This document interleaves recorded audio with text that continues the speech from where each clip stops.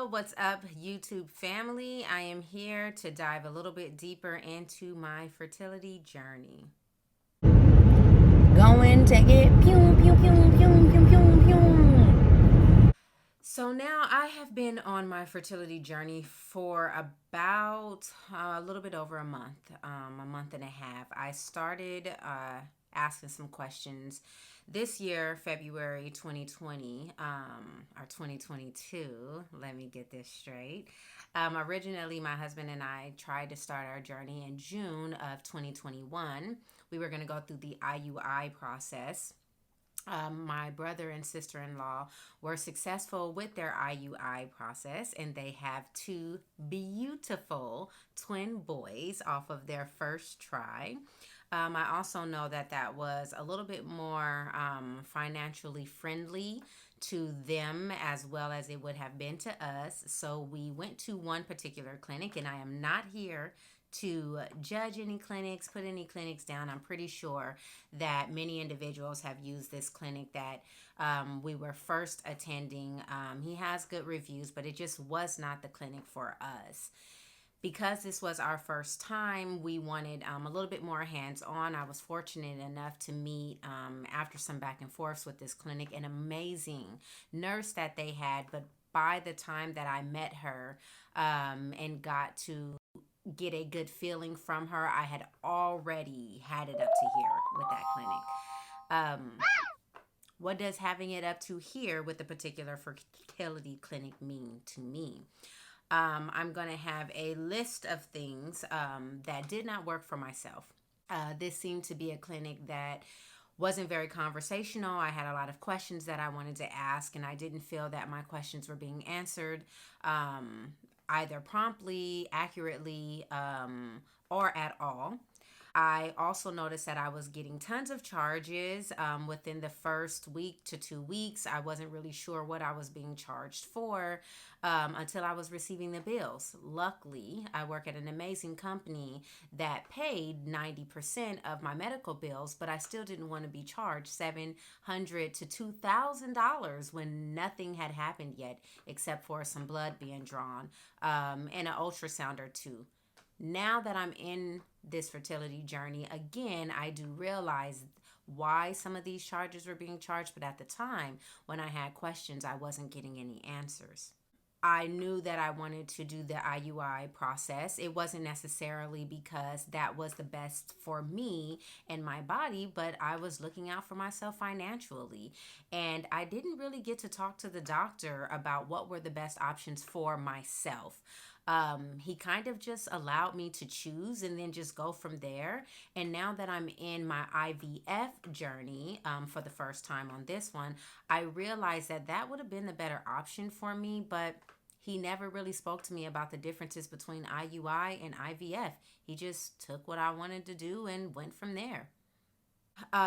Just the overall connection with the doctor. This is someone who he was a male doctor, and I didn't really have an issue with that at all. But this is someone who was going to be in my personal space, and I did not feel a connection. I did feel that he valued what he did and that it was important, but there was a little bit of disconnect when it came to our conversations and me being comfortable.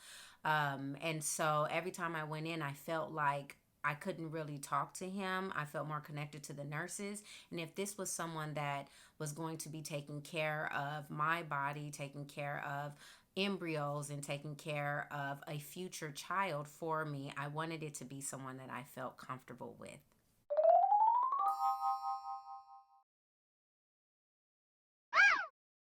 Now we're going to go into my journey now. I just want to let you know with the IUI steps, my husband and I, we got to the point where we did about 6-7 days of Clomid. I have no idea why I did that. I think it was because for my period, but it was never explained to me except for to take these pills, and that's what I did. So the night that we were supposed to do the shot ourselves, I actually have a clip that I'm going to insert.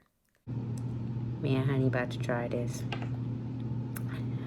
We gonna see. It's a little bit crazy because I never thought that I would even try to do this. I'm definitely a strong believer in us having kids. Without it, my impatience of wanting to try at least once to make it happen sooner than later. We decided not to. We're deciding to keep doing it the natural way. Hey, careful with that. YOLO. No. Weren't comfortable. We're believers. We wanted to really pray about it. We thought we had prayed about it. We thought that we felt at peace. My husband had still wanted us to try the natural journey. We had been trying for about a year with no success. And right when he was going to do it, we just didn't feel peaceful about it. Let's fast forward this now to few months from June to February. So I've done my own research, decided to change some of my eating habits, etc. My husband decided to change his lifestyle a little bit. We didn't be dramatic because we're irresponsible there. So we still had our junk and our coffee and things like that. But we did take a step forward to a healthier life journey. So my husband and I decided to do a little bit of research. We tried on our own. And then we did a little bit of talking to some friends, co-workers who had been through this process. And we were recommended to another doctor that I absolutely adore. So I met with her virtually, $250 virtually, which I did not know because the other clinic that I wasn't fond of didn't charge me a thing. $250, but shortly after I realized that it was well worth it and that you get what you pay for. So we did the consultation and they had me right in the next week. I hadn't had a period in about a month and a half. And so they decided to put me on 10 days of pills. And I forgot the names, but I'll go ahead and put it at the bottom. Shortly 2-3 days after that, I started my period and I was right into the clinic and starting with the IVF process. Still with this clinic, I'm noticing that there was a little bit of hiccup before I received the 10-day pills, just with the communication after the virtual meeting. Not really getting the communication that I was looking for. I think I was looking for a more one-on-one, not realizing that these individuals are so busy. I got a lot of good advice on this is for you, your future, your family. You're going to have to call and you're going to have to make your voice be heard and be known. And that's exactly what I did this second time around. And now they call me so much and want me down there in the clinic so much that I'm running out of gas. So I'm like, can y'all chill? I will see y'all in a week or so. But it's the communication that I was looking for, and it has so far made me feel very, very, very comfortable. So with my doctor now and with this IVF journey that I am on, we are on day 11 today.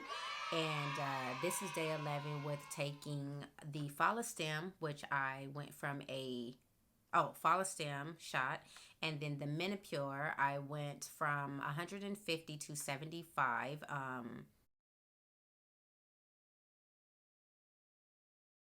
Menopur, 75. Get. And then after this, I have to take these steroid pills that I've been taking. That actually knocked me out. And I heard that they're supposed to give you insomnia, and I'd be sleeping like 10 minutes. I do. Strange.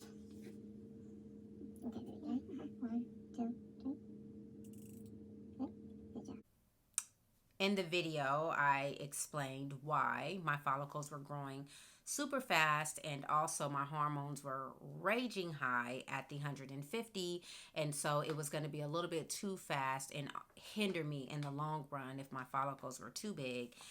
So they cut me down to 75 with the Menopur, but then the follicles were opening up slowly, but my hormones were still kind of high. So I got mad because I just farted. It's because the way he was pushing the needle, and next thing you know, like, it was getting harder with the pushing, and as he was pushing my stomach, I can feel my butt wanting to fart, but it's real wet, and a lot of hormones is going on right now, so a lot of juicy stuff is happening. my doctor was trying to find a good balance, and I had to do an extra day, or have to do an extra day before I can start egg retrieval. So this is starting from end of February, of just talking to the IVF people, to I started doing everything, I think March 30th or 29th, with the shots after the pills. We're here at the doctor's.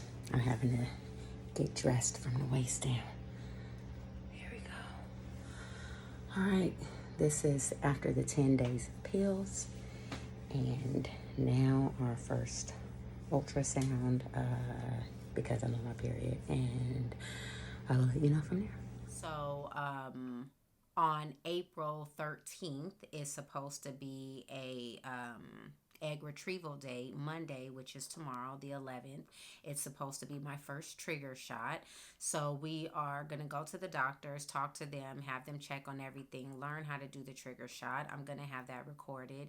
And then on Wednesday, do the egg retrieval, receive our numbers from there. Doing a lot of research. Everyone is different, but I have some numbers that I'm hoping to see. And from there, I did not know, but I just found out. I'm thinking, 5-6 days later, they're going to do the embryo transfer. We're going to find out if we are. I should know this by by the end of April.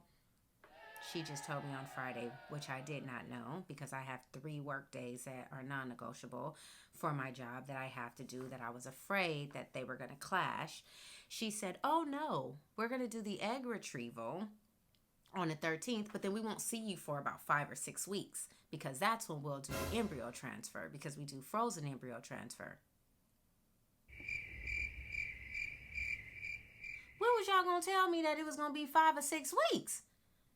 So, the reason why I'm saying this is, when you're doing your research, remember, everyone's journey is different. You will hear that embryo transfers happened about a week or so after, and that may be your journey, but just know, talk to these clinics and ask these questions ahead of time. Hey, I know everyone's journey looks different, but what do you think my journey and timeline would be? What does your clinic particularly favor? Fresh embryo transfers, frozen embryo transfers. What does the timeline look like for that? When I'm paying for these things, what does it consist of? Because I'm out of the pocket $6,000, and I had to do research myself on what does ICSI mean, and what does egg hatching mean, and just all these different things, because my card was swiped. And now, I was being real nice before, but I'm about to act real 6,000-ish. You know what I'm saying? Yup. And I didn't really know exactly what I was paying for. I have pretty good insurance, so. But still, $6,000. So I say to just ask some of these questions, do your research, but remember that your journey is your journey. I will do another video and talk to some people and let you all know how Wednesday's egg retrieval go. Do not let your husband be doing his own thing, okay? My husband has taken off work every single time that I've gone to the doctors, even though there have only been ultrasounds and blood work. He wants to be a part of the journey as much as possible for me. And he also can't be drinking caffeine. My husband's not an alcohol drinker, but caffeine, he doesn't smoke either. He's really good, but he has a little bit of a sweet tooth, loves soda, and loves coffee. So just make sure that you two are communicating. My husband's also administering all of my shots. The first time I was going to do it, but he's doing all that himself. So allow your partners to feel a part of this if they are not the ones who are on the table. Okay, so I will talk to you all later. Thanks for joining this journey with me, and let's hope we get a baby win. Bye.